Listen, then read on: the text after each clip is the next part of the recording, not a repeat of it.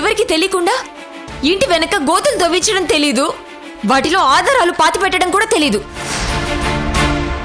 ఎందుకు చేసావురా ఇదంతా? అంటే ఇదంతా నేను చేశానని నువ్వు నమ్ముతున్నావు అమ్మమ్మ?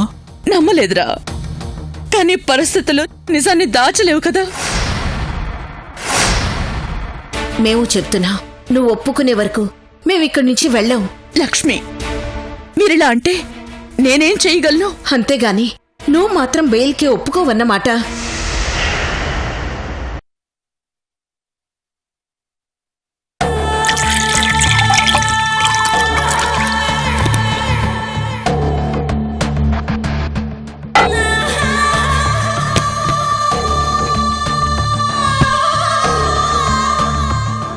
Nandini, please take the glass.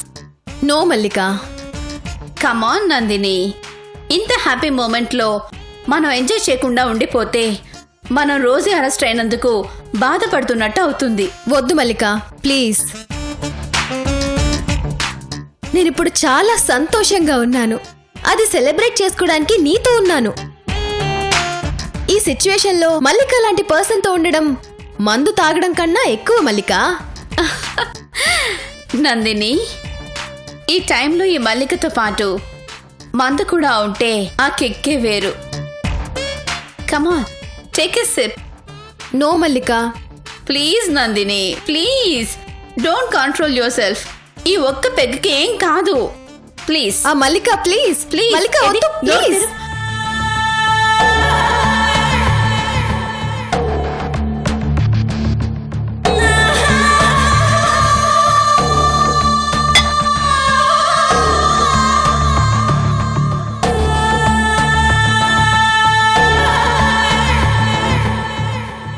ఏంటి నందిని, ఎలా ఉంది? కిక్కెక్కిందా? ఇంకా తాగాలనుంది. నాకు తెలుసు నందిని, నువ్వు ఈ మాట అంటావని నేను బలవంతంగా పట్టించాను.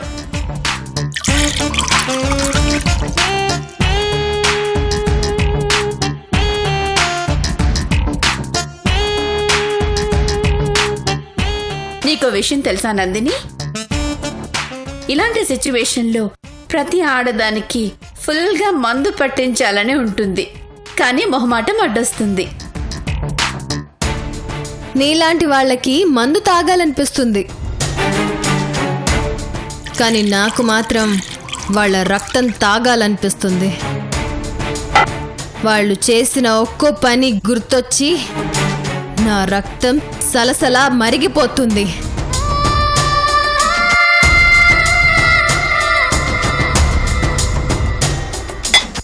నువ్వు గ్రేట్ నందిని, ఇంత మత్తులో కూడా నీ టార్గెట్ మర్చిపోలేదు. ఎలా మర్చిపోతాను? ఎలా ఎలా మల్లిక? ఇప్పుడు చెప్తున్నాను విను. నాకు ఎదురొచ్చిన ఎవ్వరిని నేను వదలను. వాళ్ళ పతనాన్ని పూర్తి చేసే వరకు నేను పడుకోను. ఇప్పుడు ఆ వినోద్ గురించే అందరూ మాట్లాడుకుంటున్నారు. ఎన్ని రోజులు బిజినెస్లో టాప్ గేర్లో దూసుకెళ్ళిపోతూ న్యూస్లో హాట్ టాపిక్గా మారిన వినోద్ ఇప్పుడు ఫ్యామిలీలో హాట్ టాపిక్గా మారిపోయాడు. మంచి బాలుడు అనుకున్న వినోద్ సడన్ గా ఎందుకిలా మారిపోయాడు?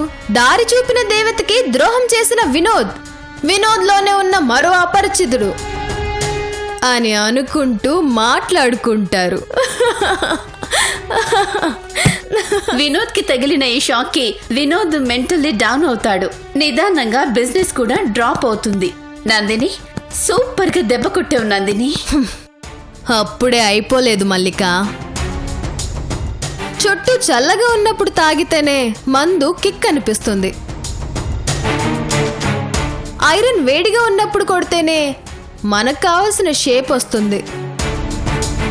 ఇప్పుడు ఒక దెబ్బ పడింది, ఆ దెబ్బ పుండయింది. చిన్న పుండుకే పార్ట్ మొత్తం తీసేయరు కదా.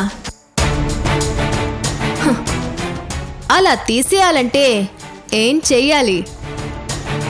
ఆ పుండు గాంగ్రీన్ అవ్వాలి. గాంగ్రీన్ అవ్వాలంటే ఆ చిన్న పుండుని కేలికి కేలికి మనమే గాంగ్రీన్ చేయాలి.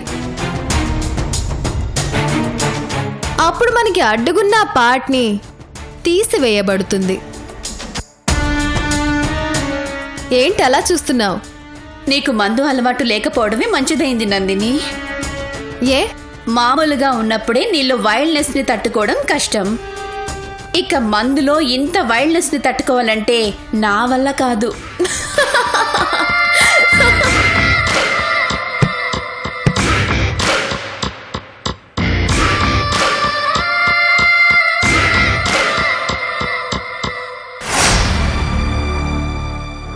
ఎందుకు చేసావురా ఇదంతా? నువ్వు నన్ను అన్ని మాటలన్నా కలగని బాధ నాకిప్పుడు కలుగుతోందిరా వినోద్.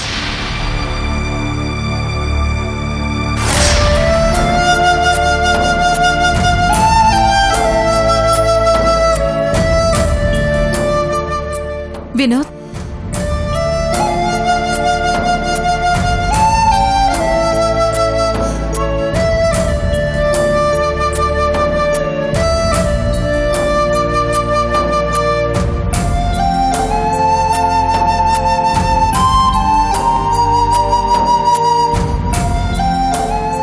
వినోద్ రా ఎక్కడికి సంధ్య?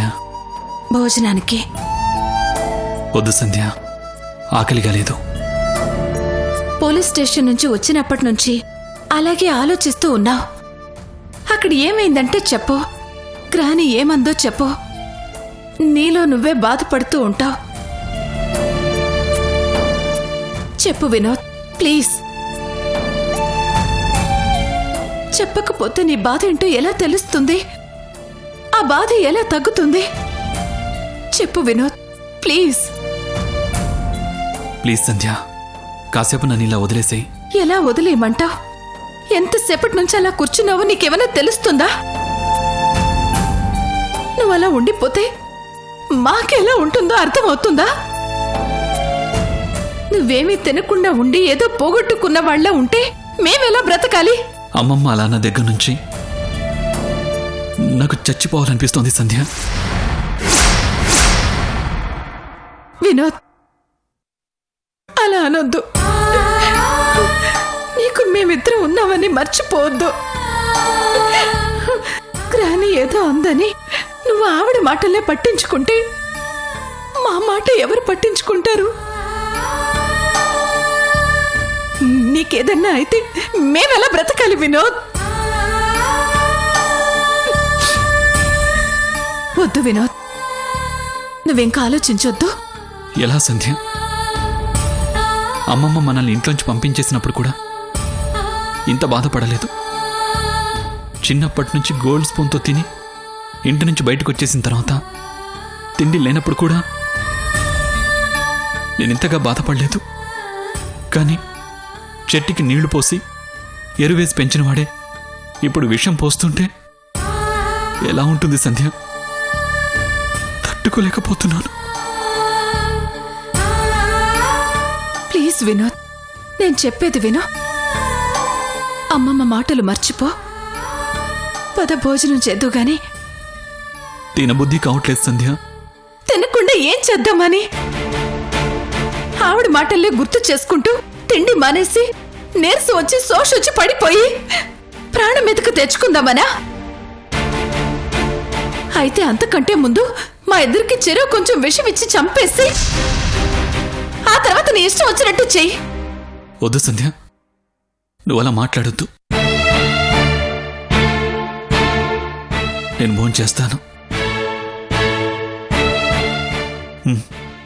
పద. చేస్తావా?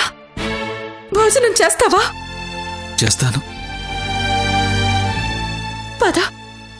పద.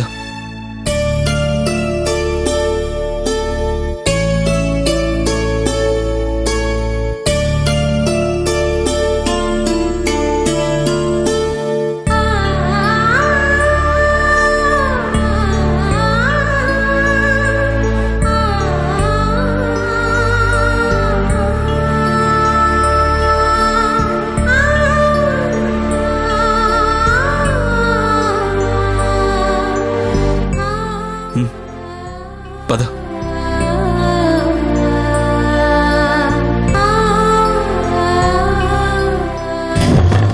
ఏంటి షా తల్లి, ఇంకా భోంచేయలేదా? ఏంటి అన్నం ముందు పెట్టుకుని ఏం ఆలోచిస్తున్నావు? నువ్వు భోజనం చేయలేదు కదా నాన్న. ముద్దలు కలిపి నా ప్లేట్లో పెడితేనే కదా నేను తింటాను. గంట అయింది దానికి అన్నం పెట్టి నువ్వు తినట్లేదు కదా అని దానికి పెట్టి తినమన్నాను. తను తినకుండా నీకోసమే చూస్తూ కూర్చుంది. అయ్యో సారీ నాన్న, నేనే ముద్దలు కలిపి పెడతాను, తిందు గాని.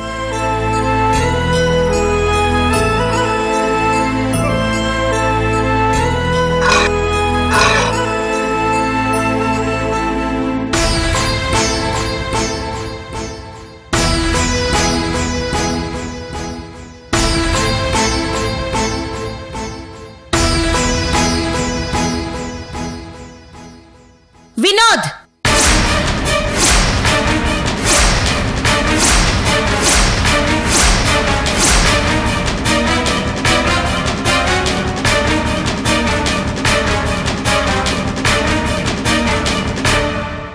అమ్మా, అజ్జీ ఎలా ఉన్నారు? ఇప్పుడే భోజనం చేస్తున్నాను, ఇంత మీరు వచ్చారు. రండి భోంచెద్దురు గాని. మా ప్రాణాన్ని జైల్లో బంధించి ఎలా ఉంది అంటే ఏం చెప్పాలరా? ఏంటి భోజనం పెడతావా? ఎలా అనుకుంటున్నావురా మేము నీ ఇంట్లో తిండి తింటావని? ఏమైంది అజ్జీ? నీకు తెలీదా నువ్వేం చేశావు? ఇంత మోసం చేసి ఏమీ తెలియనట్టు ఎలా అడుగుతున్నావురా భోజనం చేయమని? అమ్మా, అసలు నీకు రోజీని కేసులో ఇరికించాలని ఎందుకు అనిపించింది? తను అసలే కష్టాల్లో ఉంది. నీకు బతుకునిచ్చిన మనిషి ఏదో బ్రతుకు తెరువు కోసం నీ దగ్గరకొస్తే ఇలా చేయడం కరెక్టేనా? నీ కన్న తల్లిని నేనే రోజు నిన్ను సరిగ్గా ఆడించలేదు, కనీసం తిండి కూడా తినిపించలేదు. నీ అమ్మమ్మ ఎంత బిజీగా ఉన్నా నీకు తనే తిండి పెట్టేది, తనే ఆడించేది, స్నానం చేయించేది. ఖాళీ దొరికితే నీతోనే టైం స్పెండ్ చేసేది. తను రావడం ఎంత ఆలస్యమైనా నీ దగ్గరకొచ్చి నీ బెడ్ సరిగ్గా ఉందో లేదో, నీ గదిలో ఏసీ కరెక్ట్ టెంపరేచర్లో ఉందో లేదో, మధ్యరాత్రి లేచి ఆకలేస్తే పాలున్నాయో లేవో అని అన్నీ చూసుకొని ఒకసారి చెక్ చేసుకొని వెళ్ళేది. మా అమ్మ నీకమ్మలా మారిందిరా.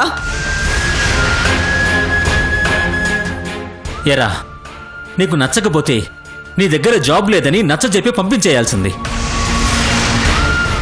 అంతేకాని మా దగ్గరకొచ్చి కంపెనీ తనదే అని తనకు అప్పచెప్పేస్తానని చెప్పి నాటకం ఆడి చివరికి పోలీసులకు అప్పచెప్తావా? రేయ్, మా చేతులతో నిన్ను పెంచినందుకు మాకు తగిన శాస్తి చేశావురా. ఈ గుండెల మీద ఆడించినందుకు నువ్వు ఎగిరి మా గుండెల మీద తన్నినా నిన్నేమీ అనలేకపోతున్నావురా. చాలా ఆపండి.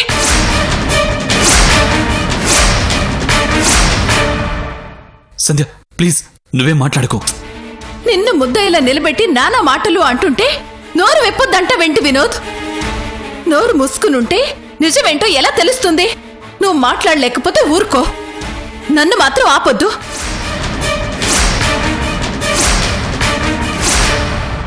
తప్పు చెయ్యకపోయినా సొంత వాళ్లే ఇలా మీద పడి సూటిపోటి మాటలతో నిన్ను చిత్రహింసలు పెడుతుంటే చూస్తూ నేనుండలేను వినోద్. ఏంటత్తయ్య, నా మొగుడు మోసగాడా? ఆయన గురించి మీకెవరికీ తెలీదా? మీ పెంపకం మీద మీకే నమ్మకం లేదా? ఏంటి తాతయ్య, గుండెల మీద ఆడిస్తూ పెంచారా? మరి ఆయన మనసులోని ఆలోచనలేంటో అర్థం చేసుకోలేకపోయారా? ఏమజ్జి, మీరిప్పుడన్నా ఒక్క చెడ్డ గుణాన్నైనా ఏనాడైనా మీరు ఆయనలో చూసారా? ఏం మావయ్య, నా మొగుడు నాటకం ఆడా? కంపెనీ అమ్మమ్మకిస్తానని అబద్ధం చెప్పాడా? అసలు కంపెనీ ఆవిడికి రాయాల్సిన అవసరం ఆయనకేంటి మావయ్య? కష్టాల్లో ఉన్నప్పుడు ఏ రోజైనా ₹1 సాయం చేయమని ఆయన మిమ్మల్ని గాని గ్రానీని గాని అడిగాడా? మీరు ఇస్తానని బ్రతిమాలినా ఆయన తీసుకున్నాడా?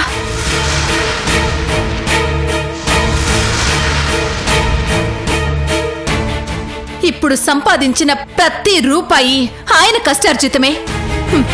మీరన్నట్టు ఆయనకి గ్రానీని మోసం చేయాలని అస్సలు లేదు.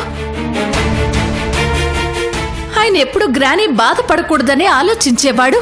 అందుకే ఆ రోజు ఆవిడ కట్టించిన ఆ ఇల్లు నందిని ఎక్కడ కూల్చేస్తుందోనే ఆయన తపన పడ్డాడు. అందుకేనే ఎంత రేట్ అయినా వెనక్కి తగ్గకుండా ఇల్లు దక్కించుకున్నారు.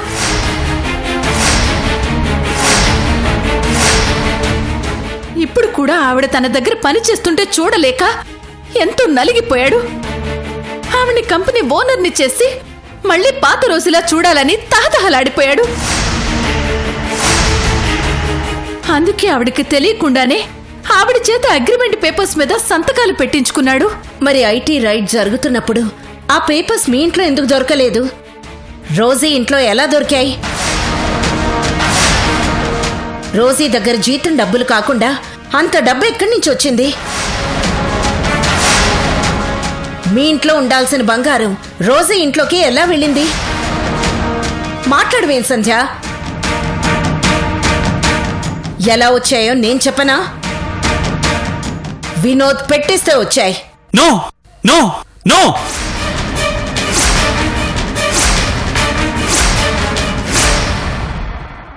నో జీ, నేను పెట్టించలేదు.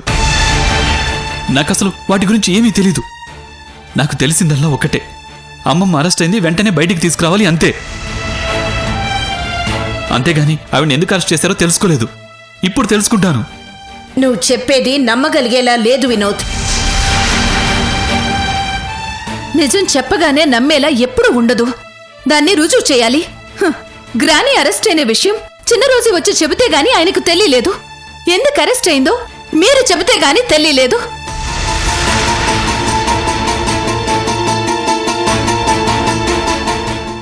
ఆయన గ్రానీ అరెస్ట్ అయిన దగ్గర నుంచి ఇప్పటి వరకు మంచినీళ్లు కూడా తాగలేదంటే మీరు నమ్ముతారా అజ్జీ?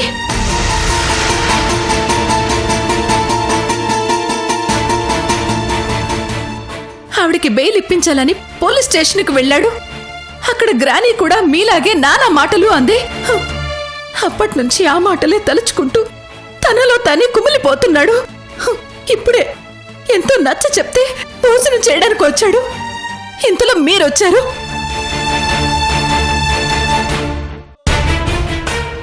సంధ్య, నువ్వు చెప్పేది నిజం కావచ్చు, కాకపోవచ్చు. నిజమే అయితే రోజీ కోర్టులో నిర్దోషిగా తేలుతుంది. వినోద్ మా అందరి ముందు నిర్దోష అవుతాడు. నిజం కాకపోతే రోజీ నిర్దోషిగా బయటికి వస్తుంది. వినోద్ కోర్టు ముందు దోషిగా నిలబడతాడు. కానీ ఒక్క విషయం సంధ్య, ఈ నిజాలు తేలే వరకు మేమెవ్వరం మీ ఇంటికి రాము, మీ మొహాలు చూడము. పదండి.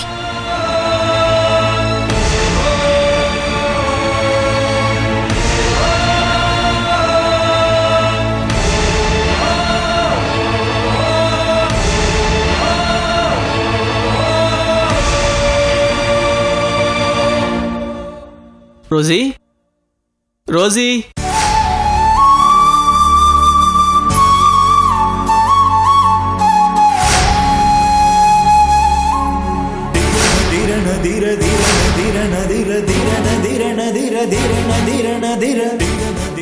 రోజీ,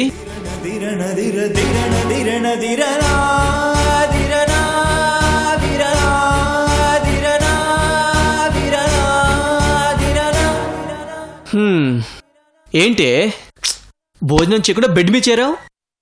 నిద్ర వచ్చిందా? నీరసంగా ఉందా? ఎందుకు బాధపడుతున్నావు? బాధపడక ఆనందపడమంటావా? చిన్నప్పటి నుంచి నా సుఖాల కోసమే తను కష్టపడి నా ఆనందం గురించి ఆలోచించి ఇప్పుడు నా సంతోషం గురించి తన సర్వశక్తులు దారిపోసిందిరా అమ్మమ్మ. అలాంటి అమ్మమ్మ ఈరోజు సెల్లో ఉందంటే అది నా వల్లే కదా. అది నీ వల్ల ఎలా అవుతుంది? మీ అన్నయ్య వల్ల కదా. నందిని అమ్మమ్మ జీవితంలోకి రావడానికి కారణం నేనే కదా. నేను చెప్పబట్టే కదరా ఆ రాక్షసి ఇక్కడికి వచ్చి వీళ్ళందరినీ ఇన్ని కష్టాలు పాలు చేసింది. చూడు రోజీ, కారణం ఏదైనా ఇప్పుడు కష్టం వచ్చింది, దానికి పరిష్కారం చూడకుండా ఇలా బాధపడితే ప్రాబ్లం తీరిపోతుందా? ఇంకొక ఇంపార్టెంట్ విషయం రోజీ, నువ్వు గ్రాని చేసింది తప్పు అనుకుంటున్నావా లేదా కరెక్ట్ అనుకుంటున్నావా?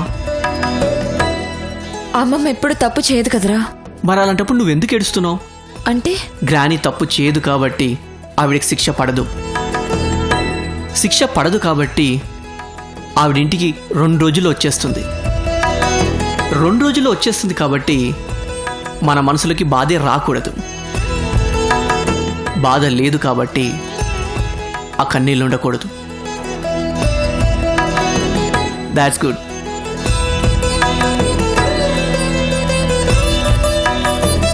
డమ్మీ పోలీసులే అక్కడికి వెళ్తారు, నిజంగా మర్డర్ చేస్తారు.